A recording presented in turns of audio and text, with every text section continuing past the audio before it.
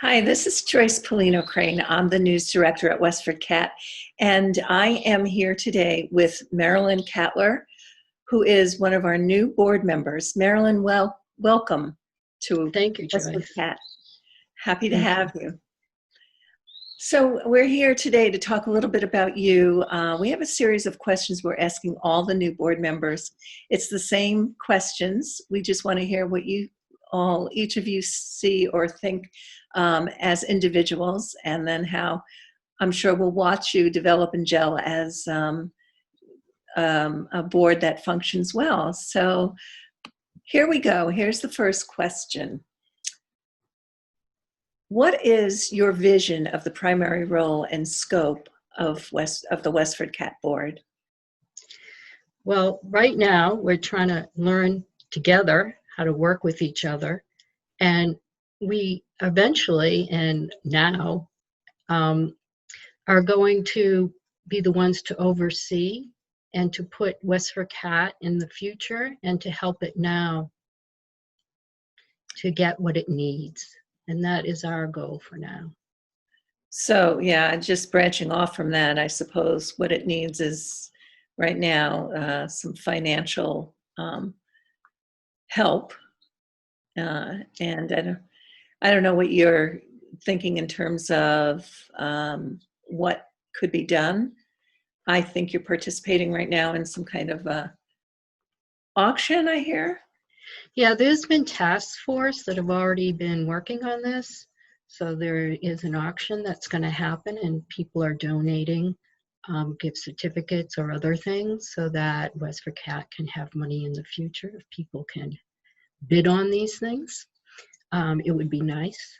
So, it's financial, but it's also, you have to set what the mission will be or is, and make sure everybody understands that, and just make sure things run smoothly. I think the board is there to make sure things run smoothly. They're not there to interject any more than that, is my vision for this.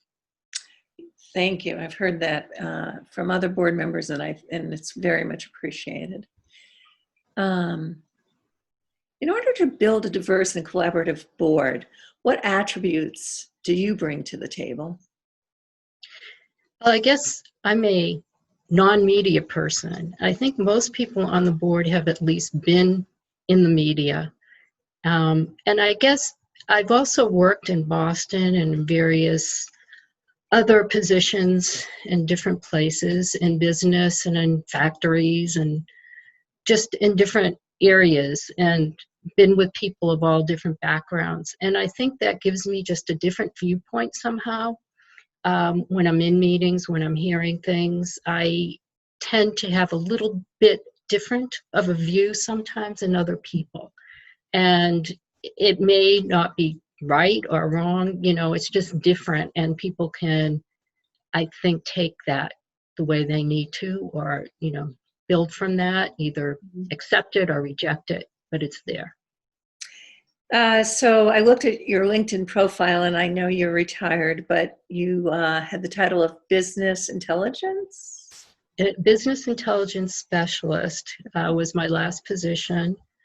And that was pretty much programming, research, working with people in all different parts of the agency to help them get information they needed in a visual way, with reporting or graphs or whatever they needed. And we would set up the databases for them, integrate data, bring different things from the agency to them so they could get a better picture of what was going on.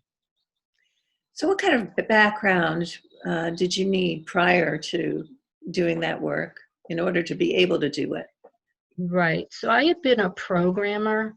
I had been a programmer and a liaison, and I had worked on a help desk. And I think all of those helped me because a lot of it was coordinating with other people what they needed, and then bringing to the group what was needed. And sometimes that was a political deal because, the executive may have wanted one thing and the individuals that they assigned me to may have wanted another. So that was always an interesting little dance you did. But yes, I think being a programmer was the main reason I was hired, because I needed good programmers at the time.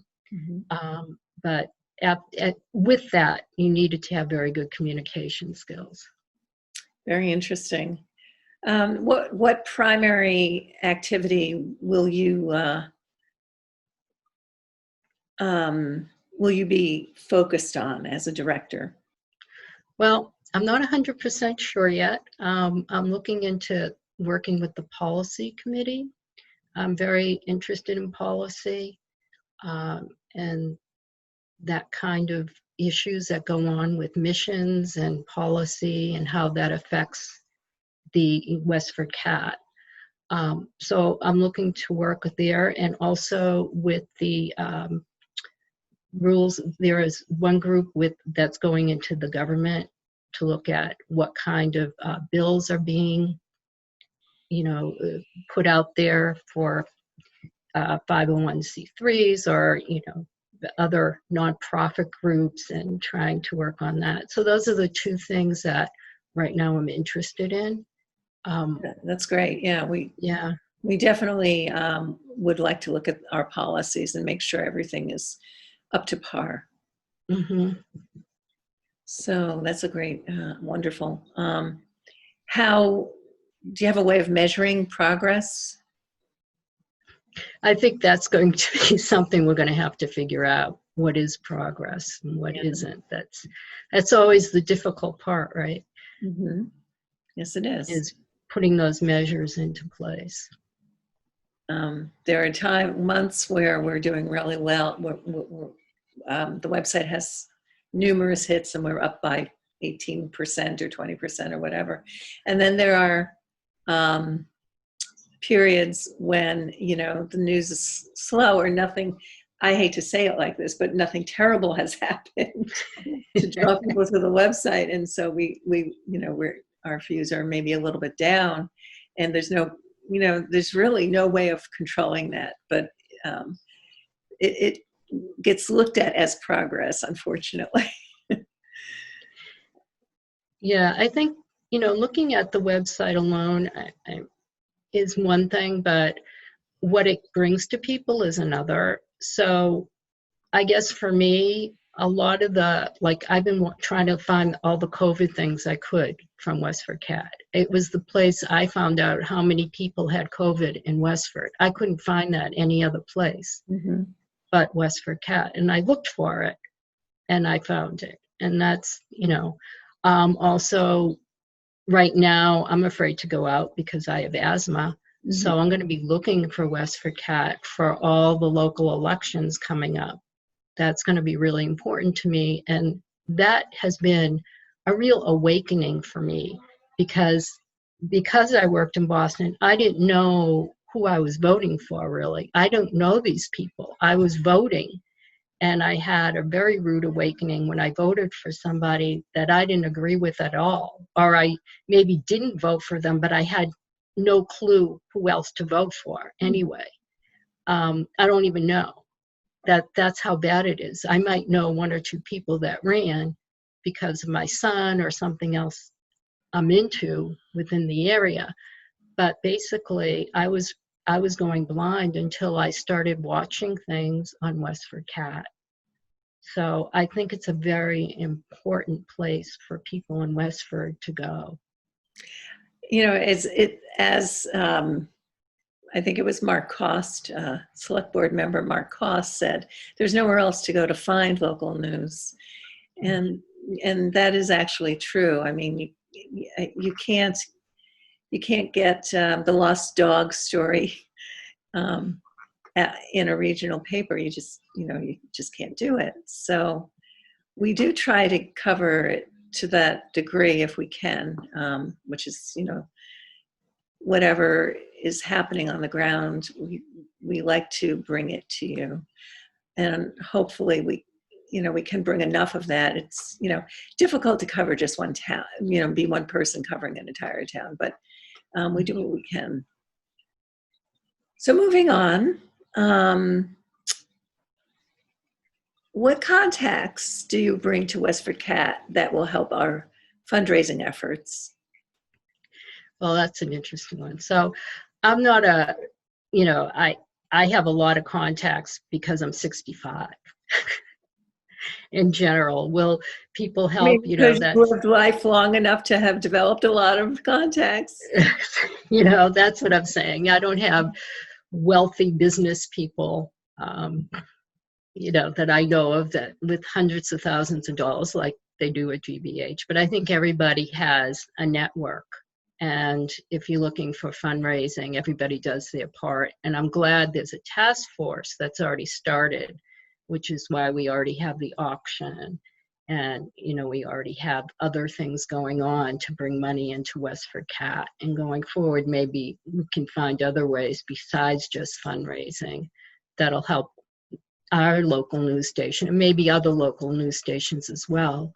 Because I think it's even a broader issue, because if we're having all these fake news outlets, and local news can't really be fake, I think, because it's so close to home, somebody knows that it's fake.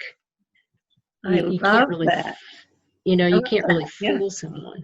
So I don't know what's going to happen in the future, but if we lose the local news, it's going to be very heartbreaking for the country, I think.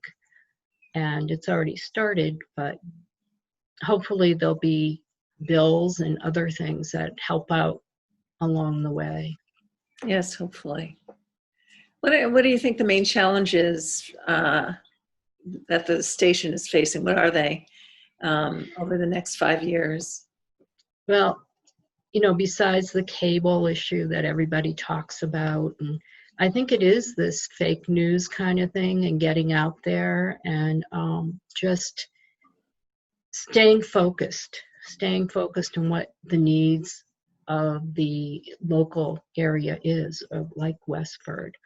And it's going to be hard because of what's going on in the rest of the country.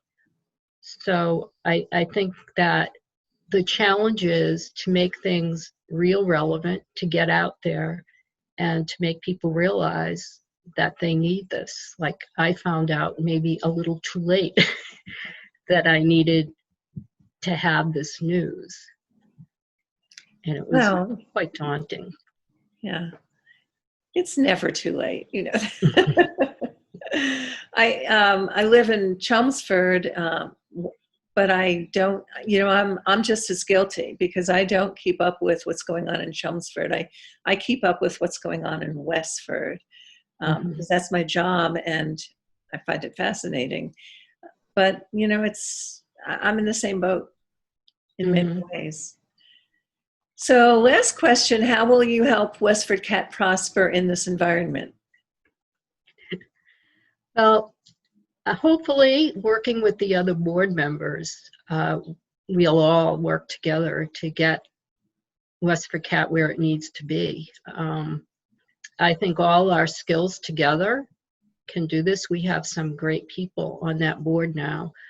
The fact that it's a brand new board, except for maybe 2 people that may or may not stay after June, means that we really have to work in a different way, and we have to find that way.